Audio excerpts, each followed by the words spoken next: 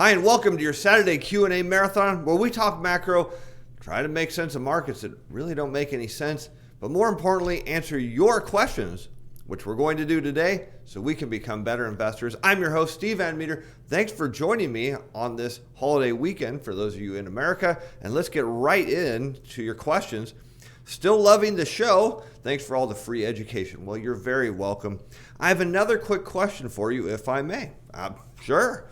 With a possible depression starting, I hear many analysts talking about there being a need to transfer of wealth from the haves to the have-nots. Ray Dalio talks about this too. Likely a generational transfer from pensioners and baby boomers to millennials and younger. Well, we'll just say, how about boomers to millennials, because that's kind of really the millennials, for the most part, are the children of the boomers. The boomers have all the wealth for the most part, so we'll just simplify that from boomers to millennials. Yes, it could be younger, but we'll just go with boomers to millennials, or just from rich to poor, or that as well. Do you think this will likely happen? If so, how do you expect it to play out? So kind of I think the thesis with this question is, as people get older, they don't spend as much money. They don't need to. They can't travel. They don't need as big homes. They don't need a lot of stuff. They don't need as new cars. They just don't need. And when you have wealth concentrated in one group, if you can transfer it to a group that, could use it, spend it, buy homes, cars, vacations, whatnot, that keeps the economy going. The reality is, I don't actually think that's going to happen. I believe when the stock market figures out where the economic data has headed, so the economic data is clearly bearish, which means stocks are going to probably go down. I mean, that's just kind of how it works, that it will wipe out the wealth of the boomers. I mean, but look at it. I mean, let's say the market drops 50%, not unreasonable, and bear market drop. So what happens? We know, and on Friday, there's a short piece I wrote. It's on my website. You can go check it out. But the wealth of pretty much most Americans invest in the stock market are in 5 tech companies. Five. So the whole U.S. economy and the whole wealth of one generation is tied to 5 companies. How does that play out? So either those 5 companies are a safe haven, when we've never had stocks in the history of the stock market be a safe haven in a recession, or the wealth of the richest generation, i.e. the boomers, who are overloaded in stocks, gets wiped out, no wealth transfer, and instead of what could be a wealth transfer that gets us out of the recession turns into a long period of austerity like we saw after the 1930s. My base case is the decade after the 1930s, where wealth was wiped out, there was too much debt, and it just took that time to pay down the debt before the economy could restart. And that's my base case. That's what I think actually happens. I get the idea that, if this wealth could get transferred to the people who could spend it, that would help. I think the market wipes it out first. As far as pensions, well, your typical pension funds is 60% equity, 40% bond allocation. So what happens when 60% of the portfolio gets chopped in half? You say, well, the bonds will pick it up. You're assuming that pension funds own treasuries. They don't own a lot of them. In fact, most pension funds have been shorting the U.S. Treasury market. Yeah.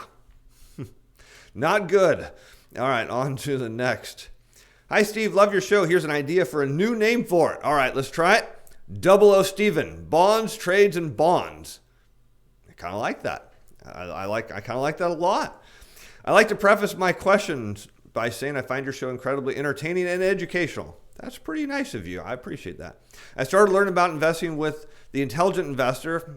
Side note, I don't know who that is. And it only took me 18 months and 11 attempts to finish the book. Oh, it's a book. All right. Well, even worse. I haven't read it before. No doubt in my mind that if there was a version of the book in the format of your show, it would be a very efficient way to digest the material. I've had requests for that in the past. Where do I go to what book did you read to get all this? I didn't. I actually kind of picked it from a lot of different sources and then expanded on what I learned and took it to another level.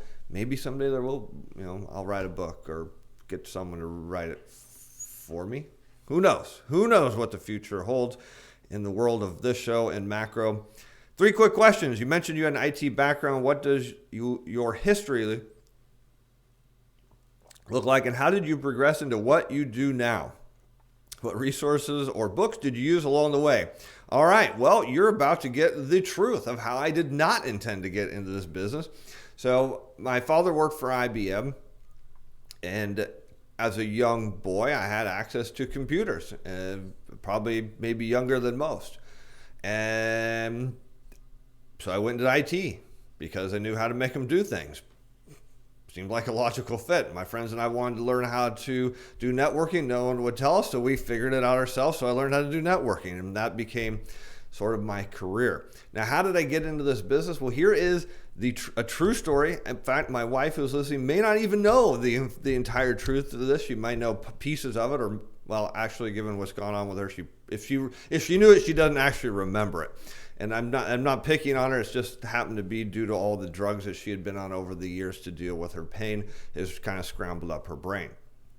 So here's a true story. I was living in Indiana. I was working at a public library system as the pretty much sole. I wasn't the only person in IT. There was, I think, 4 of us, but 3 of them were to run the internal library system. I ran everything else: servers, routers, firewalls, computer, you name it. I did everything else, and they ran the in-house system. And that was my first marriage, and my wife had my then wife had a 4-year degree, and you kind of read between the lines is she couldn't get a job in her field. Maybe she was a really bad interview. Maybe people didn't like her. Maybe they figured out that she didn't know a lot from her degree. I don't know. I wasn't in the meetings that she went to. So she ends up accepting a job well below her education level because she needed to get a job. I, on the other hand, had no degree and had a pretty decent government job. So, hey, everything was fine. And for those of you who work for your government, if you're there a while, you get lots of vacation time. So my dad retires from IBM and some years later decides to get into the financial services industry on a part-time basis. And one day, we were talking about maybe me coming home to see the family. Again, my then wife had no vacation time, couldn't leave her job, and so it was no reason for her to come. And the idea is I would come back and maybe spend 2 weeks, and my dad was going to teach me what he was learning because he found a very niche, he created a niche marketing plan with the school teachers in California, and he wanted to share it with me, thinking I could repeat this in Indiana. So, seems reasonable. Steve's going to go home for vacation. Learn something from his dad, maybe not learn anything, come back home, all right? So, before I leave for this trip, well, actually the trip wasn't scheduled, but it was being planned. I come home one day, and this is a very true story. My then wife had filed for divorce. Now, I didn't see this coming, didn't know. In fact, I thought it was a joke. I laughed. Well, I was wrong. It was indeed a true statement. She did file for divorce. Those papers in the envelope were actually real. So, as it turned out, she had filed based on the premise that I was fleeing our marriage to go to California and that I wasn't going to come back. I know it sounds far-fetched. It was certainly an absolute power play, a very manipulative move. To what end, I don't know. But you should never, ever play that game against me because you'll lose. Because I immediately went to work the next day. Now, there's a lot of messed up stuff that goes on here. I'm going to make the story seem really smooth here. The next day, I put in my 2 weeks notice. My dad gets a plane ticket for 2 weeks to fly out to Indianapolis. I literally spend the next 2 weeks boxing up what little stuff I had and giving away what stuff I didn't want to take home. I shipped a bunch of my stuff home, packed up my car. On the day I left town where the UPS truck was literally coming to pick up my stuff, my then ex comes and says, "You don't have to do this." I didn't really mean it. Yeah, oh well, see you later. And that was history. Went home. A good friend of the family who was a former assistant district attorney for our county. I say former because he was years later murdered, unfortunately. Very, very nice man, very close friend of the family, and just someone that, now that I think about it, I miss Steve a lot. He was just a great guy. He had offered me a job at the county pretty much to go work in the attorney's office as IT. Well, my dad said, I'd really appreciate it if you came and worked with me for a while. I need your help. What help I was going to be, I'm not sure. And lo and behold, it turned into this. And that was kind of where it ended. And it took me probably 10 years to really decide that I wanted to do this. I mean, I was okay at it. We worked together. We had a lot of fun. We built the business together. And then kind of one day I just decided that I got to make a world of this. And I really need to start learning macro and learning more. You know, as a kid, my dad always told me something. He may or may not remember this because I know he watches the shows. He always told me, he said, Steve, I don't care what you do for a living. I want you to be the best that you can be. Now, notice some very careful choice words. The best you can be. He didn't say, I want you to be the best. I want you to be the best you can be, to whatever limit that is. And he would say, if you want to be a trashman, be the best trashman you can be. Well, I kind of live my life around that philosophy, and so I'm trying to be the best financial advisor I can be to my clients. Am I the best? No, I'm not the best. So I have a lot of work to do on that. I'm trying to be the best money manager I can be for my clients. Am I the best? No. Is the best the best? They'll tell you they're not either. So I have a lot to learn there. So am I the best at marketing or sales or all the other stuff that I try to do on a daily basis? No. And that is what motivates me, is I still have a lot of runway in my future to try to be the best I can be. And that's how I got into this industry, and why, you know, in terms of the world of macro and the show, I don't quit. I may be wrong. I will be wrong. I have been wrong. But being wrong, you know, may kick me onto the ground for a while. It may bother me. You may not see it. You may not know it. But what you don't see in the background is me doing everything I can to make sure that mistake is not made again. And then sometimes it happens, and I have to reevaluate. Why did I make that same mistake twice? What was it that kept me from doing it? But right now, I'm trying to be the best I can be. And the great part about it is I never can achieve that. So I got a lot to work to do. All right, so that's how I got into this business. What resources and books did I read? No, I kind of had to read them after the fact. But I was investing, you know, at the age of 16. My dad did get me investing then, and that helped. Perhaps I'm missing something easy, but what are the indicators of the U.S. In case you're wondering, and that was the last I ever had contact with my ex. I'm a sole believer of, hey, if that's the deal we're doing, we're done. I mean, that's it. I don't know anything about her, nothing, which is the way I prefer it to be. All right, on to the rest of your question. Perhaps I'm missing something easy, but what are the indicators of U.S. dollar liquidity crisis shortage? Is the fact that foreign central banks are selling treasury securities? No, that is kind of down the road. The initial symptom is you start getting central or Fed currency swaps. You start seeing that. You start seeing repo loans. Those are all symptoms of a impending liquidity crisis. It's just when the foreign central banks start selling treasury securities, you know, it's like, hey, we need some dollars, you know, and how can we get them? Well, there's only one way they can get them. One. Sell. Well, aside from trade, obviously, that would be, so assuming that there was enough trade to get the dollars, there's only one other mechanism they have, and that is to sell their U.S. Treasury securities. So those are all just symptoms of the bigger problem. Is a shortage detectable before an equity crash like we experienced in March? Yes, you can look at the repo loans. So when the Fed's really starting doing repo loans, and it's not a timing mechanism, it just tells you that the system is breaking. Now, back pre-Great Financial Crisis, I got away with it for like 2+ years of repo loans. We didn't have that luxury this time. The situation is much worse.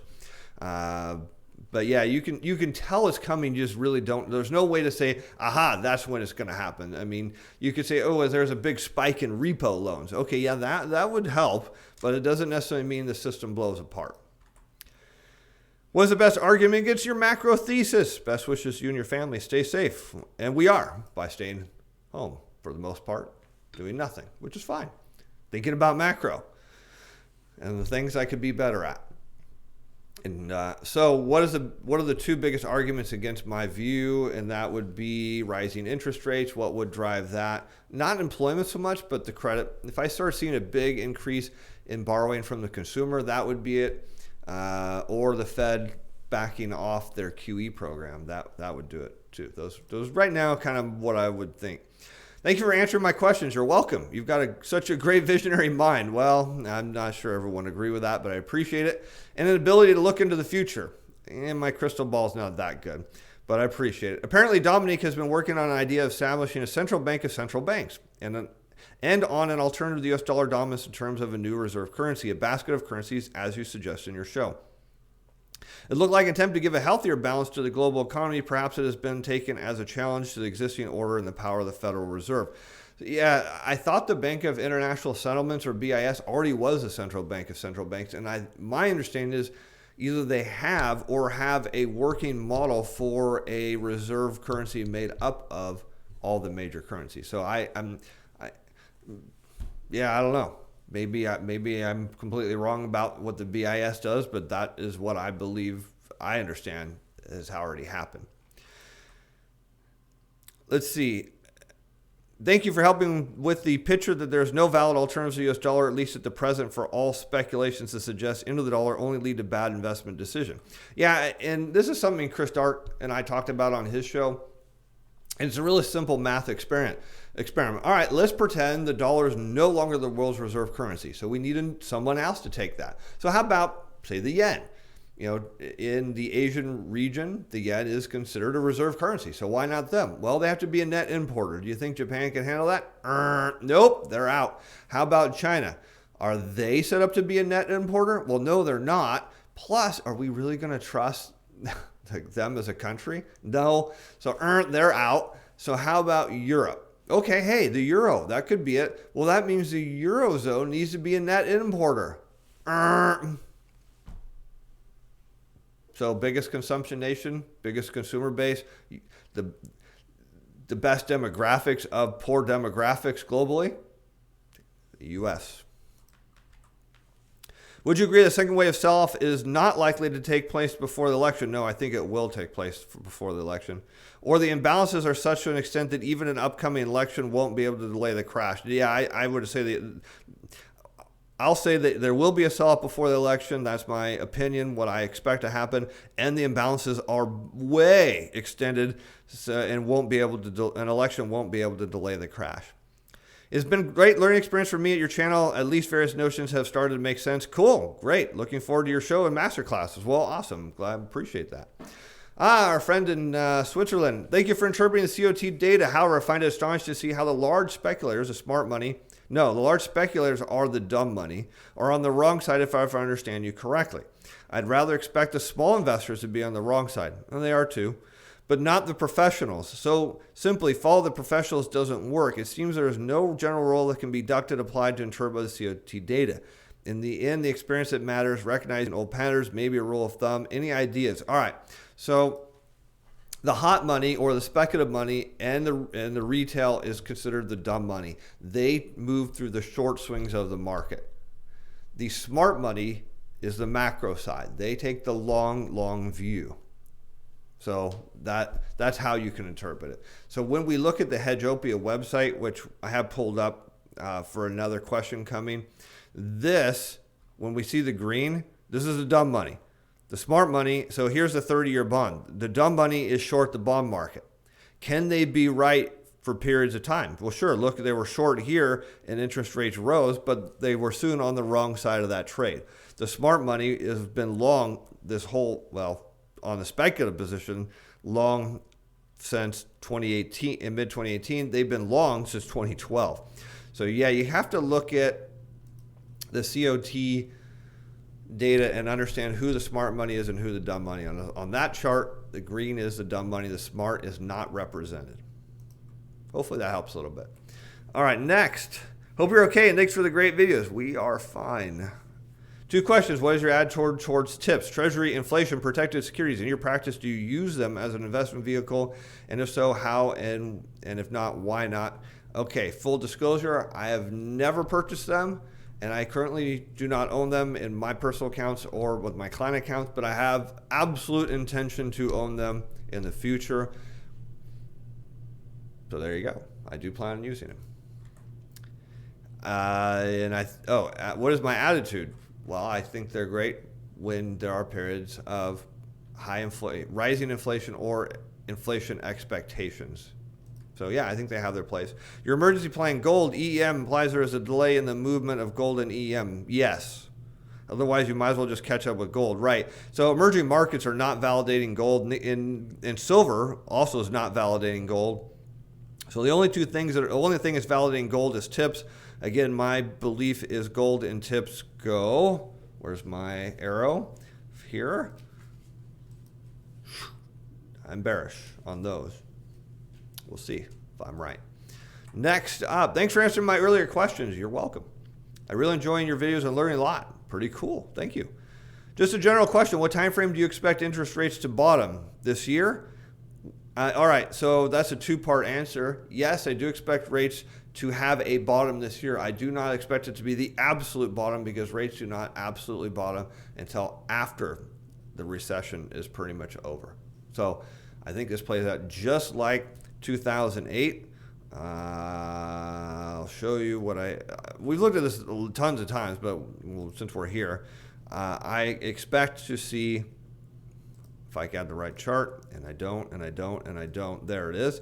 I expect to see 2008, a big drop in interest rates, followed by some form of rally back and then down to a bottom. I expect to see a plunge here and then a rally back as the smart money unloads their positions that they've accumulated over the last 12 years. And then we see a likely rollover. But long term, this line right here, which was support, is now overhead resistance. So I would go on the limb and say I think rates would come back up to roughly almost 1.5% on the 10-year. That would be bad for the Fed during a recession. I expect the first move to happen this year. Maybe I thought it would start to happen by now, but it's much closer. I keep saying 90 days, but we're getting very, very close in that window. I mean, maybe a month or two before that move is happening, or less. I think it starts pretty soon. Or would the two tend to happen would this typically be before a stock market bottom? Yes. Or would the two happen at the same time? No. Yields lead stocks lower. Since you teach that bond yields lead equity prices, there we go. I'm assuming we should see interest rates go lower first, but I'm not sure I have that right. You do have it right. Also, each week you look at the hedge fund net short position on treasuries, and this week you talked about the short squeeze expected as treasury prices head higher. Yes, did this happen in March? Let's take a look, because it kind of did, but not completely. In fact, you were the reason I had this chart ready. So what happened, this isn't granular, so we don't see the dots, but here's what happened in March. You see the short positions got squeezed up to here. It didn't get a full-blown long move. And so, yeah, there was a squeeze, but not the big squeeze to come. So when you see the green somewhere like up here, then you know it's done. All right, let's see. Seems like exciting times ahead and terrifying. Hey, it depends on how you're investing. It's exciting if you are investing on a deflationary theme because you know like how great it's going to be from the bond market going, where's my arrow on that? And then to all the great opportunities you're going to have after that. Scary because it's going to be bittersweet. A lot of people are going to lose a lot of money. The economy is going to be in shambles. And like I said, it's going to be bittersweet. People have asked me if I'll brag about it, and the answer is probably not. Because a lot of people are hurting now, and a lot more to come when this unwinds. On to the next.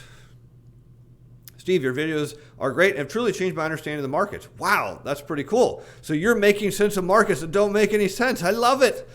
I love it. Thank you for sharing your knowledge. You're very welcome. You had stated a while back that macro cannot tell when markets peak. No, it's very difficult. But you can tell. I mean, you could look at the bond market, but it's not. It doesn't say exactly when. The bond market gives you an indication that the peak is coming. It doesn't say when.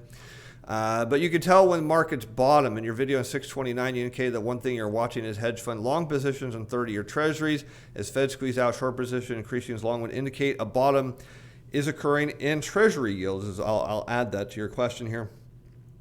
Or will be occurring in equities. So, yeah, I mean, that it does give you, it does.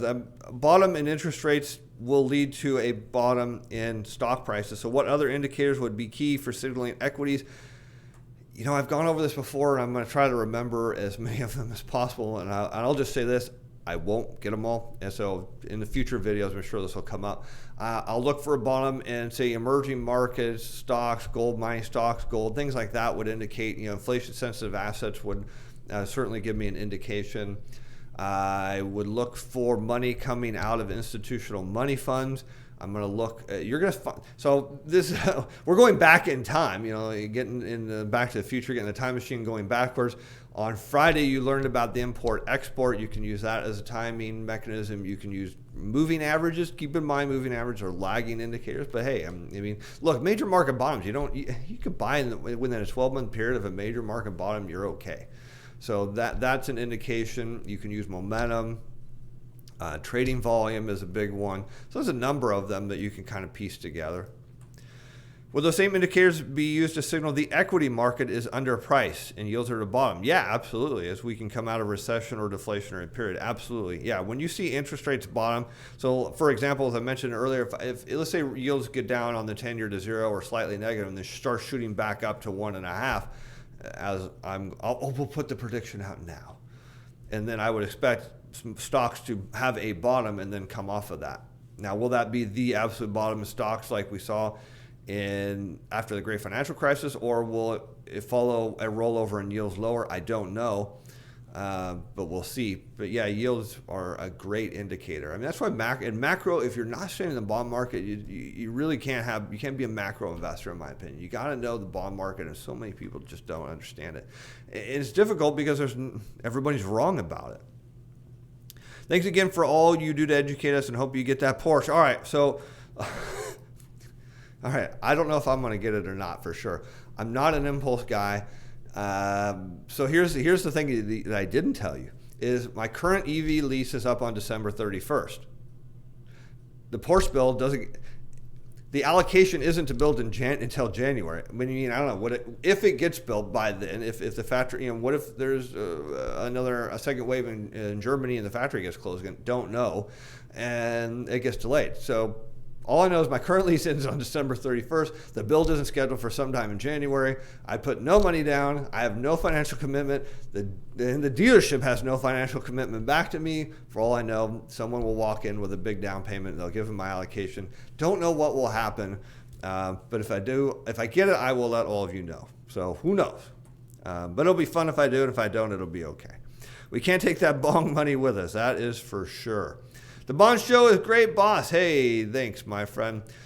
Thank you for answering my previous questions. And hey, I know who you are, so thank you for answering my question. I'm not going to comment on what it was that I asked him. Maybe I will at some point with my wife's permission. I have 3 more. I'm fully disclosed. I'm short the market. Okay, well, you're a brave soul. For full disclosure, I've dabbled in short positions, but it's a little too much risk for me. A little too much. Okay, why? All right. So here's the deal. If you're long the market and it goes up, you go up with it. If you're short, if it goes down, you go down with it. So you're cool. And I say market could be stocks, bonds, whatever it is, doesn't matter.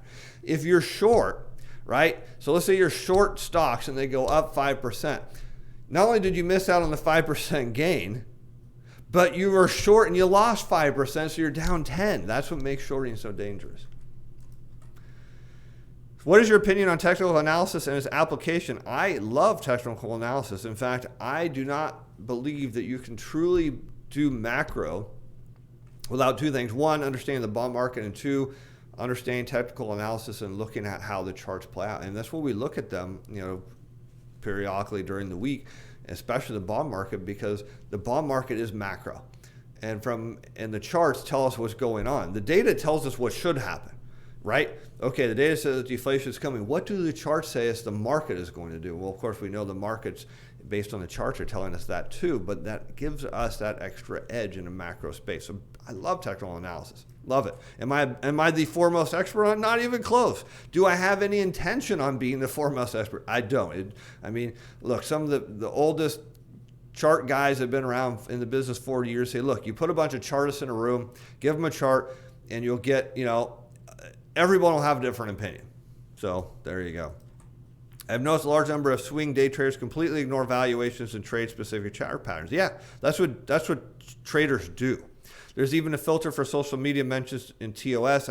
I post this. Maybe one of the reasons why there's such a disconnect between the actual earnings and economic data and equity valuations. Yeah, because if you as let's say a large pool of traders or hedge funds or speculators can push the markets, which they can, you can defy the news. But in the end of the day, in the long-term game, macro wins. The data will win. Earnings do eventually matter. Profits do matter. All that stuff does eventually matter. But short-term, yeah, they can get people that are short to get squeezed out and make a profit. But it doesn't mean in the long game they'll be on the right side.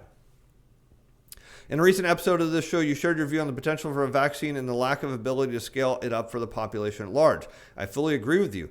And this person's in the medical field, highly experienced with the coronavirus. Nonetheless, just to entertain the possibility of a vaccine entering phase 3 or being sent to the market for special use, phase 4, i.e. healthcare workers, immune-compromised people only. How long do you think the positive psychological impact of an event may keep equities trending higher until the true economic data catches up, perhaps Q4 into Q1, a week?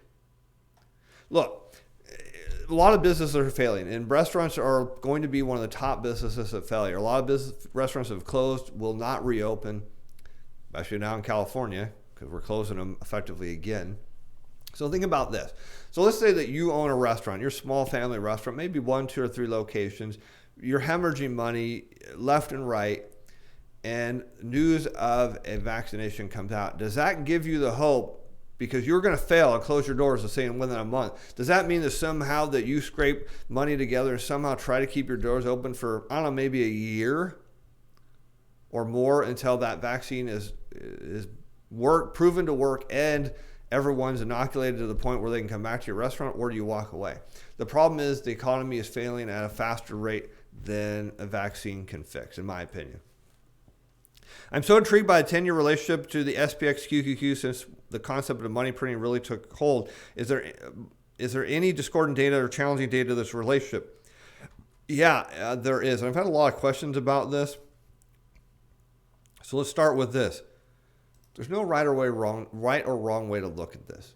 So some of you have emailed me and said, hey, like I see there's periods where they're not split. Yeah, there's going to be times that they're together. Or I'm looking at a different time scale than you and I think everything's okay. Cool. Look, your macro view and your investment view it's okay if it's different than mine. That's cool. That's what makes the markets work. So let's take a look at this, and we'll overlay, and I've got 10-year treasury yields up, so we're going to overlay where I can find it, compare it with the S&P 500. So here's what chart scale am I on? I'm on, let's go to a 1-year chart. So on a 1-year chart, you see the gap, S&P 500 in purple, 10-year treasury yields down here. This suggests if this was to come down to current level, that the S&P would be more fairly valued at around 2,400. If yields break lower, which they should, well, that implies that we're headed back to these lows and below. Now, if we scroll out to a 2-year version, you see the gap is even bigger, but the same, 2,400 is roughly there, although we see it, these two are dislocated here, and that's not correct. Let's go out to the 20-year chart. You can kind of see it, but my view is this run up, usually equities are running higher, so I'll go to a weekly chart. If you've seen, there we go, see this weekly chart. So that implies fair value of the S&P is going to be closer to around 1,500 or so. Longer term, is that reasonable? Yeah, I think there's a case for that. I think there is. I really do. I think somebody in the comments posted that the S&P could be at like 800 and I'd still be bearish. That is possible. It is entirely possible. Some of you are great and maybe not far from the truth. Okay, so let's see. While building on this in a recent episode, you explained the possibility that in an attempt to improve liquidity, the Fed will actually crash the equity market and driving people to cash, hence solving the liquidity problem. Can you explain this concept further in parallel to 2008? Yeah, or in the past. In fact, 2008 is the example. And so let's go to the chart and say what happened. And I had some questions on this too. So if some of you think I kind of maybe pushed your questions off, kind of let me explain to you how things work up here a little bit. Not only do I have ideas of what things I want to talk about on the shows coming up, but as I gather your questions, I start thinking about answers, because sometimes the first time I read them, I think, oh, that's how I'm going to answer. And then later on, I'm like, oh yeah, I got to add 3 more things, because I wasn't thinking about it earlier. So sometimes if I push back on your questions, it's because I feel like, oh, I've already got that question's already being asked. And sometimes having 3 of the same questions in a video, for me to say, well, I already answered it, doesn't really add a lot of value. So don't feel like I'm saying no to you. Just understand that maybe I already have your question. See, I've answered it up here, even though you haven't seen it. So to me, I'll write back and say, hey, I think we covered this. Well, I've covered it here, but not to you yet. Okay. So if I don't get your answer, you can always, resubmit the question, and maybe what I covered will cut out part of your question so we can focus on a specific piece of it. So let's go back to 2008 again. We'll zoom out. So what drove, this move right here in the bond market? So yields on the 10-year just absolutely crashed. It wasn't the total bottom coming out of the recession, but this crashed here. And then where were stocks in 2008 at that same time? Look, right off the cliff. So what happened there is the Fed was QEing and squeezing the short out of the bond market. Now, when dollar liquidity is tight, or think of it this way, there aren't a lot of dollars in the system, okay? And so how is everyone positioned going into the 2008 crash, which mirrors right now? They were long stocks. They were short volatility. They didn't have any cash, right? We know that cash is short. I mean, I know we look at the institutional money funds, but still a lot of these positions still are not holding a lot of cash, and they are short the bond market. So what happens is the Fed comes along, is gobbling up all the treasuries and the mortgage-backed securities that people are short, like Pac-Man, right? And they squeeze these shorts on the bond market out. Now, when you're squeezed, what do you have to do? Well, you need to go along the bond market, depending on how, you need to get out of your shorts, and sometimes you can't. So you have to you have to buy bonds. You have to go to the other position to minimize your losses. Well, how do you do that? Well, you need cash. Oh, wait, you don't have any. We're in a massive dollar liquidity shortage. And the dollar's sitting at near 98, getting ready to break higher, proving there are a shortage of dollars in the system. So then what do you have to do to get dollars? You got to sell some. So you sell stocks to raise cash. But wait, you're short volatility. So when you sell stocks, what happens to volatility? Boom, it goes up. And now all of a sudden you get a massive unwinding of the system as the Fed gobbling up the bond market is triggering the largest short squeeze in the history of the market. Happened in the great financial crisis, will happen again, which triggers this massive unwinding in the market. That's why I'm so super bullish, and I believe that you follow the Fed, not what people like, well, you don't fight the Fed. No, you follow them. When the Fed's buying bonds, you buy them. Look, people that are fighting the Fed, look, they're going to lose. They lost in the great financial crisis, going to lose again. That hopefully will make some sense to you. That's why that concept makes sense. Thanks again. You're doing a tremendous job. And thank you, my friend, for being there when my family had some questions. You're a great resource, and I appreciate you getting back to me. You said the QE is deflationary in a recent interview with Martin North. And by the way, if you have not taken a chance to listen to my interview with Martin North on Walk the World, please do go to Google and either search for, or Google, YouTube, put in Martin North or Walk the World with Martin North. Find my view. We're kind of hitting mid numbers with him, which is great. I hope he has me back. I had a great time with him, and check that out for sure. So QE is deflationary. Isn't the whole point of QE to increase liquidity and thereby increase inflation or the velocity of money? Why else would they do QE if it means a commercial bank exchanges their bonds for cash in a Fed account, which they can't access? Well, that is what QE is. So QE is a reserve swap. So you take a treasury security or mortgage-backed security, or both, depending on what the Fed is buying that day, which is usually both, and they're held in reserve. in the commercial bank's reserve, and they're being swapped for cash that has to be held in a Federal Reserve member bank as a reserve, and it can't come out. It's locked up. And so here is a deep, dark secret, my friends, all of you, my friends, not just this person. Here's a deep, dark secret of monetary policy. It does not create liquidity. Now, I'm going to preface what I'm about to say is I'm not picking on President Trump or his administration, but I'm going to use this as an illustration because what have we heard from President Trump and his administration and the Fed? Now, so again, not picking on anybody compared to past administrations and Fed's chairs. Liquidity. I mean, you can hardly listen to an interview or a week go by without somebody from the Fed or the Trump administration talking about all this massive liquidity injection. There isn't any. That is a monster myth. There's no liquidity being injected anywhere. None. And you go, well, why are they saying it? Because you have to believe it. Monetary policy is about you believing and acting accordingly. You believe that there's liquidity. You buy stocks and go shopping and buy things on credit. That's the game. It's a deep, dark secret. The Fed isn't creating liquidity. If they were creating liquidity, then we wouldn't still have the problem we're having right now. So coming back isn't the whole point of it to increase liquidity? No. The whole point of quantitative easing, which does almost nothing, is one thing. Quantitative easing does one important thing. It puts downward pressure, and if enough of QE is being done, it's always the last arrow. It puts downward pressure on interest rates, or if enough that QE is done, it lowers interest rates. You say, well, I don't believe you. All right. Okay, don't. Let's go to a chart. Here's 10-year treasuries. What caused, zoom in, this big drop in yields right here?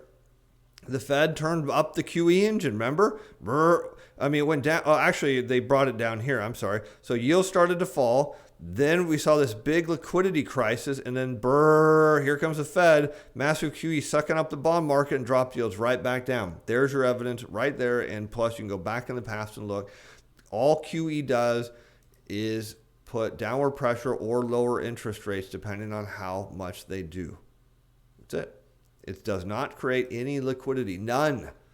Zip. So how does that help in a financial crisis? It doesn't. Or a real economy. It doesn't. That's the beauty of it. QE doesn't do anything to get us out of the financial crisis, because how do we get out of a financial crisis where there's a dollar shortage? We need to create more dollars. Well, how does the Fed create more dollars? They can't. They don't have the ability. The Federal Reserve Act prohibits them from creating dollars. So how do we create dollars? Well, people need to borrow. Well, how do you get people to borrow? Do you raise interest rates? Here's a quiz. For people to borrow, do interest rates need to go up or down? That should be really simple, because the answer is people prefer to borrow when interest rates go down. That's why interest rates have fallen since 1982 and will continue to until the system gets realigned, and who knows what they'll do to, why did it go up prior to 82? Well, we went off the gold standard. So how do we go off the dollar standard? I don't know. What are they going to do to devalue the dollar? Don't know.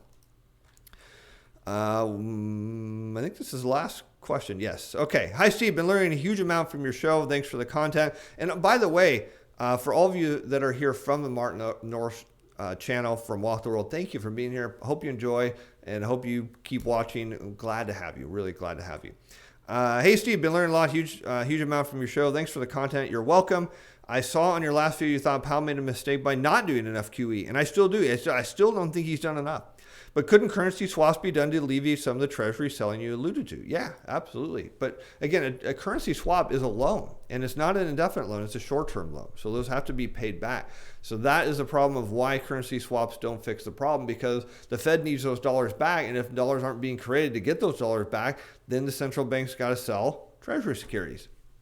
So it doesn't work. See, the Fed's mind is, this problem is just really short-term, and it's not a big deal, and maybe in 2 weeks it'll go away. No. The patient is bleeding and dying on the operating table. Probably not a good choice of words, given my wife watches this show, and no, she wasn't dying on the operating table, but probably if she could see herself, she would have felt that way. So, honey, I'm sorry. I did not mean to say that. It was a poor choice of words.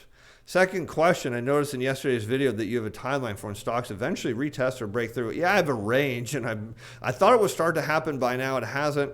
The lows in March, my sharing, what your thoughts might be, or what catalyst will spark the move. I'm thinking we're going to start seeing that within the next 60 days. I think the beginning of it starting to happen. What am I watching? Two things. Treasury yields. I want to see them break lower, and they are. If we look again on the trend line here of 10-year, we're seeing it broke the trend line, came back up, retested it. How about on the 30-year, broke the trend line, came up, retested it. This is telling me that the bond market is setting up now for its move lower, and that would bring the stock market down. The other thing I'm looking at is the dollar, and I want to see the dollar break above 98. That would also be another confirmation. So hopefully that, let's see, did I get all of your questions? I think I did.